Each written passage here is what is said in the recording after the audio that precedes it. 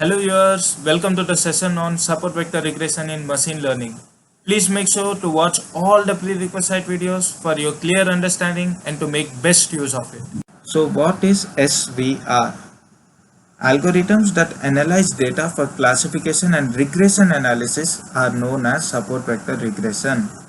SVR is built based on the concept of support vector machine, and it is one of the most popular machine learning models that can be used in classification problems or assigning classes when the data is not linearly separable. I repeat, when the data is not linearly separable. Let us understand it more clearly. Consider a dataset which is having two sets of data.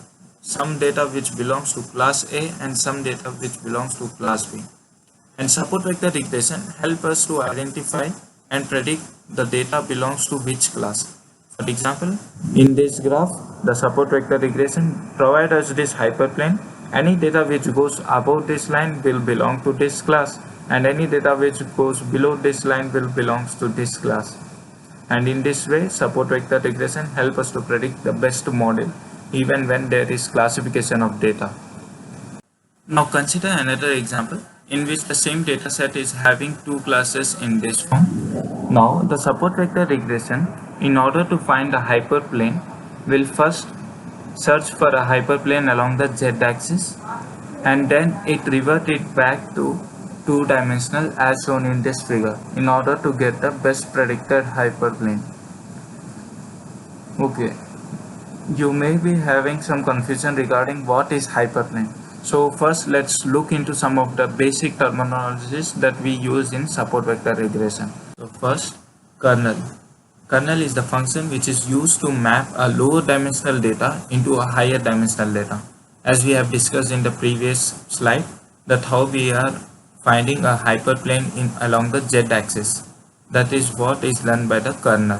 When it comes to hyperplane, hyperplane is nothing but the separation line between the data classes. And it is a line that helps us to predict the continuous value or the target value. And boundary line are nothing but two lines other than the hyperplane, which creates a margin for our hyperplane. And support vectors can be on this boundary line or outside it.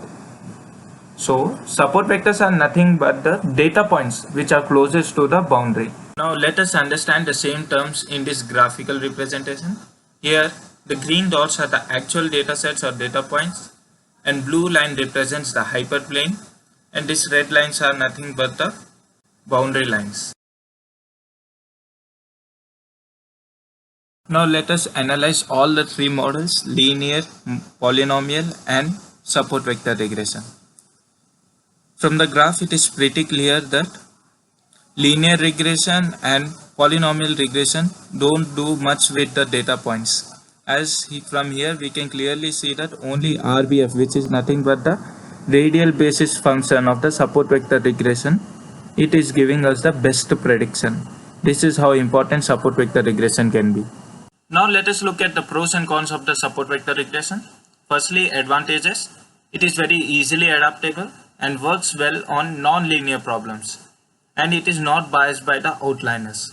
But when it comes to disadvantages, here we need to apply feature scaling compulsorily, and it is difficult to understand and is not a very well known method. Okay, before jumping into its practical implementation, let us quickly recap general path flow which we are going to follow. Firstly, we have to keep in mind that we have to apply feature scaling to our variables here, and then we have to apply support vector regression algorithm to the given dataset. And feature scaling is done to bring our values between -1 and 1. Now it's time for your favorite section, that is practical implementation of support vector regression. So the task in this practical implementation is to find the salary of an employee based on his level. So I have read the data set here. See, level of the employee and his respective salary. We are having 10 records in total. Now I am segregating the variables. See, the variables has been separated. Here X contains all the independent variables, that is level of the employee, and y contains the salary of the employee based on the level of the employee. Now, the main condition of this support vector regression is feature scaling. As I have already mentioned in the general path flow video, I hope you have watched that video in which I have explained why we use feature scaling. We use feature scaling to bring the values between -1 and 1. Let us understand how to do feature scaling. From sklearn, I am importing pre-processing module, and from that module I am using standard scaler class. I have created an object standard scaler x and call this class, and using this object I have transformed my independent variable f9. Before that, I want you to take a look. Now it is containing 1, 2.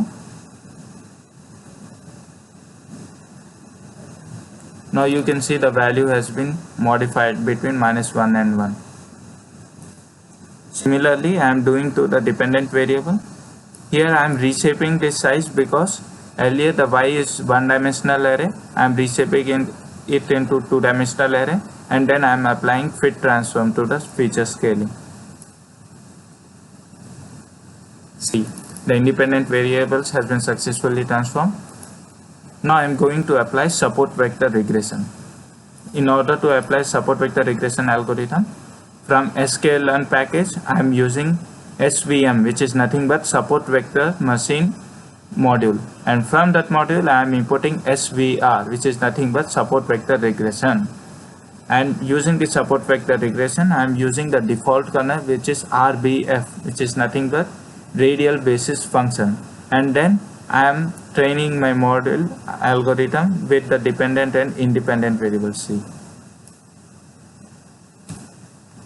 okay, it has been successfully executed. I am going to plot the graph.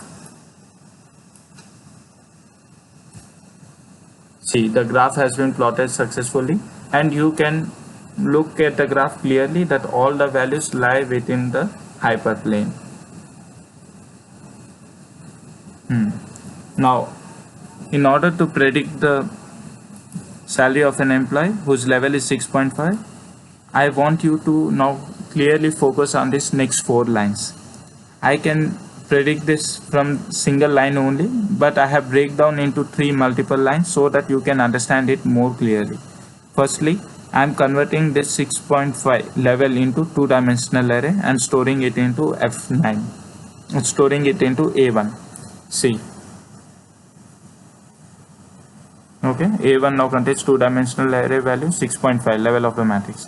Now I am converting this 6.5 level into standard scalar featuring. The same value has been transformed to 0.348. You can see here clearly. Now what I am doing is I am using this feature scaled predicted independent variable, and now I am going to predict the dependent variable F9. See, A3 contains the value of the prediction, but this is in feature scaling model. To get it back to the normal form, I am using inverse transform function, as you can see here. Before that, since it is a one-dimensional array, I am converting it into two-dimensional array and then applying feature scaling, inverse feature scaling, and got the predicted value as 170,000 plus, and this value is well within the range between the level 6 and 7. See, the level 6, the base value is 150,000, and for level 7 it is 200,000. So our predicted value lies well between the given range, and it is much clear from the graph also. Okay, as usual, I have included code snippet for your fast revision. Okay, I hope this video proved fruitful to you, and hope that you have learned something extra than what you were knowing earlier. Thank you.